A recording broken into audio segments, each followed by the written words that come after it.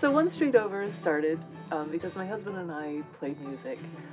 He was coming from a bluegrass background and I was coming from a classical background, and so we kept going back and back in the history of the music, and that took us to Celtic music and Irish music. So we've been playing together for over 30 years now. Thing we did just now. We would play in a pub. Every weekend we'd go to the pub and play, and if people showed up, they could play along with us. But I started going to this pub because I heard that there was this couple that played in the basement every Saturday, named Doug and Katie. And one time this guy showed up with a flute. Didn't really know how to play the flute. I was just starting to get into Irish music a little bit. I picked up a bamboo flute about a year before I was struggling to learn how to play it. But he asked if he could join us, and we were like, sure, you can join us. Turns out they lived one street over from me this entire time in some inebriated bar patron. I was like, that's a great band name. I was like, wow, that's not a bad idea. We should kind of make this like a band. And so then we went back a week or so later and met Doug and Katie, and then we just kept coming back. Nicholas brought along his best friend, Tony, to be the drummer, and then his brother, Adam. We've kind of coalesced around the five of us. Our friend Tony, who we've known for years, came and gave him the drum. We're like, hey, just check this out, and start playing. We just kind of jammed and just kept playing. I was strict. I didn't know Irish trad music. We went from being just a session band in a corner of a pub to let's bring stuff out on the stage. I think the music is especially appealing because it's often dance music, and it gets right to the heart, whether that's joyful or tragic. It really appeals to the emotions, I think. When I met my husband, Doug, he was this bluegrass musician who could sit down and play with anybody. Like any style music, he'd pull out his mandolin and start playing. And I was like, I'm a musician, but I couldn't do that. I needed the music in front of me. So it took me a long time to break away from the written music and just trust my ear, and Irish music kind of gave me that opportunity to do that. So it's been a thrill. Before I started playing Irish trad, I played in a touring bluegrass band. My wife was a classical cellist. We got married. We had to figure out how we're going to play music together. Recording music has nothing to do with playing music. It's just manufacturing sound. It's not always one thing that happens to you, but it's like all these little things kind of accumulate, and then all of a sudden you're like, oh, this is my thing now. I'll go back to when I was a little kid. I was, I guess, 4 or 5 years old. My mom, she owned this little gift shop in southern Maryland where we lived, and she used to play this classical guitar sort of music, and I'd dance around with her when I was a little kid. And you know, that was like the first little seed that kind of got planted. And to me, it was just this kind of music that I kind of liked. And then, you know, growing up through high school and stuff, Tony and I have been friends since 7th grade. We did marching band. My brother and I were in some rock bands, you know, growing up as kids. So music was like a big part of my life. I don't know where to go after that. So like, I like that note. Yeah. I do think it's off beats. Yeah. It needs to be off beats.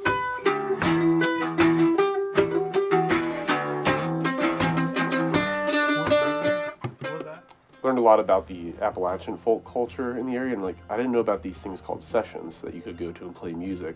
There were this culture where anybody could come and participate and be a part of it and share the music together. And I was like, this is really unique. There's just something about Irish music that's just sort of been all-encompassing for me. It's like, it obviously has that folk and that raw component to it.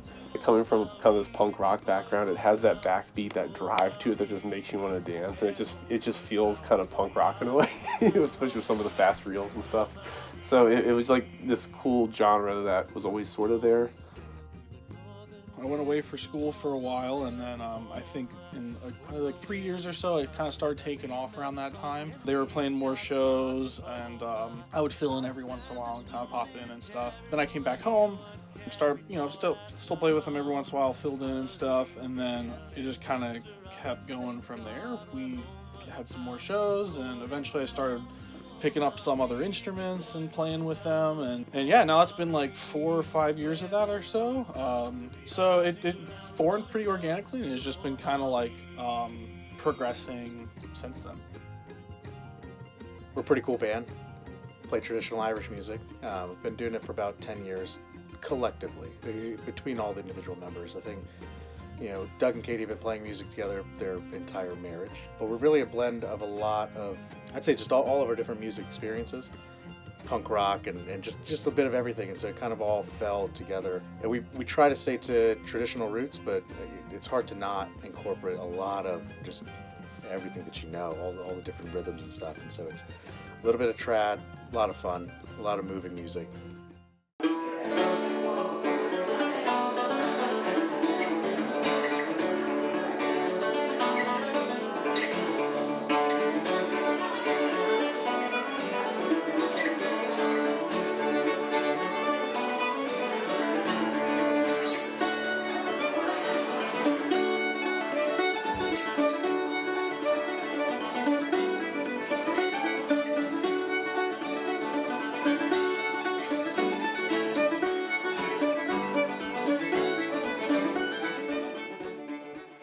It's just so beautiful. It's so much fun. And I can tell that Irish music is appealing to people in general because you just can't stop moving to the music. It's just built into it. There's an energy to it. There's a rock to it, and it's fun. It was addicting. And trying to figure out how to play that drum and no one to teach you. And Irish music is one of the most accessible forms of music that anybody who's never played music could play music. We've always tried to keep, as a band, that spirit we had when we were a pub band. The whole atmosphere, I guess, was part of the music too. The glasses clinking, people like clapping, and it's all like kind of the audience participation is a big part of it, I think too. You're not just a listener; you're an active participant in Irish music. For me, it's just got a little of everything in it for everyone. I feel like it's timeless. Like there are different songs that like you can like really rock out on, and then there's other ones that are like really soft and sweet. I think it's just got such a rich history. It's kind of crazy that it's been 10 years already at this point that we've been a band.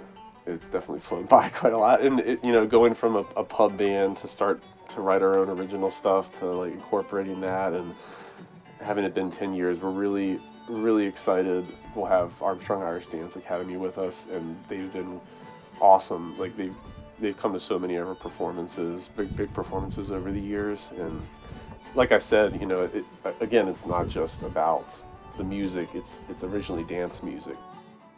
Probably one of the biggest venues we've ever played. It's gonna be fun. I don't want to say that there's anything overly different that we're gonna do. It's gonna be a good time. We're just getting to do what we love to do and what we've been doing for years now, just on a bigger stage. Doug and I, some of these tunes we've been playing for 30 years. And so it's not like we've had to learn a whole bunch of new material for this that will put us on edge or make us feel anxious or anything like that. It's music that we love to play, love to share. We're going to have dancers join us, so that'll be a ton of fun. It's the biggest performance venue that I think we've had. So it's kind of a celebration of all the hard work we've put in, and we hope everyone can enjoy it with us. We're practicing a lot for it. I'm trying to record as well, doing the album. I think we got a good set of tunes. I'm really excited to showcase them and to put a cap on the first decade of One Street Over.